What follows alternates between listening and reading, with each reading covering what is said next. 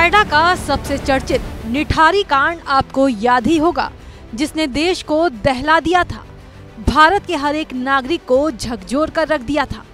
इस कांड के खुलासे ने लोगों को हिलाकर रख दिया था। वो साल था 2006 और आज है साल 2023। एक बार फिर इस दर्दनाक हत्याकांड के जख्म ताज़ा हो गए हैं।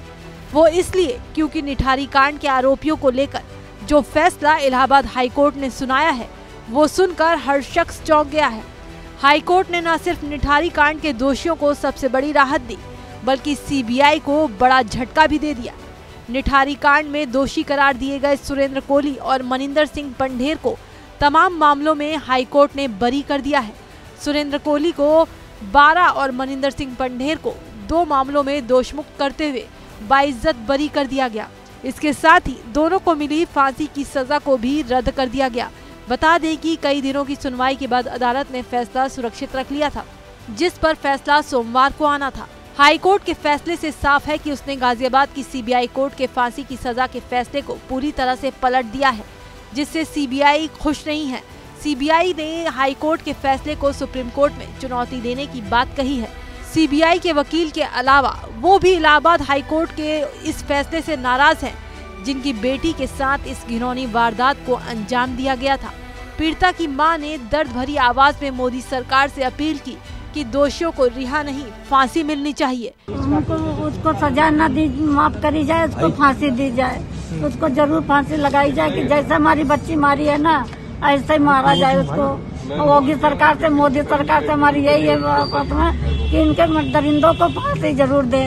जैसे हमारी बच्ची मारी ना, ऐसे फांसी इन दोनों को जरूर दे। स्थानीय लोगों ने निचली अदालत के इस फैसले पर नाराजगी तो जाहिर की, साथ ही साथ सरकार को भी लपेटे में ले लिया। आप खुद सुनिए। बच्चों को मार के काट के खा रहे थे तो हम बहुत छोटे हुआ करते थे, डरते थे, और आज वही इतना बड़ा कैदी या कुछ भी कह सकते हो आप, वो निकल के आ रहा, वो फिर से यही काम करेगा, आसपास के बच्चों को नुकसान पहुंचाएगा। तो उसकी ऐसे में तो जमानत होनी नहीं चाहिए। तो ये तो गलत है। उसके ऐसे तो बहुत बड़े बड़े कैदी उन्हें भी आप जमानत दिलवाओ जो कुछ किया ही नहीं है। आप बता रहे थे कि आप बहुत छोटे थे उस टाइम। हाँ, उस समय था।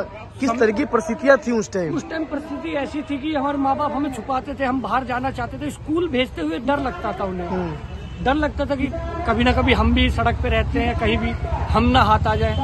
क्या अपील करेंगे सरकार से आप? मैं तो यही अपील करूंगा, जो भी कर रही है सरकार गलत कर रही है। ऐसे कैदी को तो कड़ी से कड़ी सजा होना चाहिए और फांसी तक तो पहुंचाना ही चाहिए ऐसी सजा। चलिए अब आपको बताते हैं कि किस आधार पर अदालत ने दोषियों को बरी किया। हाईकोर्ट ने सीधे तौर पर कोई सबूत और गवाह न होने के आधार पर ये फैसला लिया। क्या था निठारी कांड, कैसे हुई आरोपियों की गिरफ्तारी? 7 मई 2006 को निठारी में रहने वाली एक युवती को पंढेर ने नौकरी दिलाने के बहाने बुलाया था। इसके बाद युवती घर नहीं लौटी। युवती के पिता ने नोएडा के सेक्टर 20 थाने में गुमशुदगी की रिपोर्ट दर्ज कराई।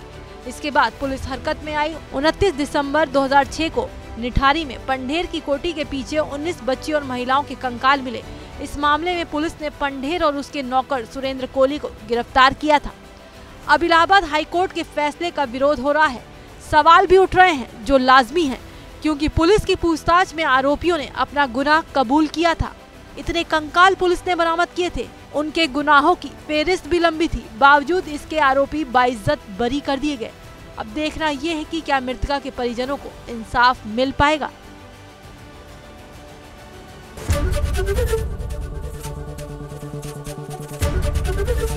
एबीपी गंगा, खबर आपकी, जुबान आपकी।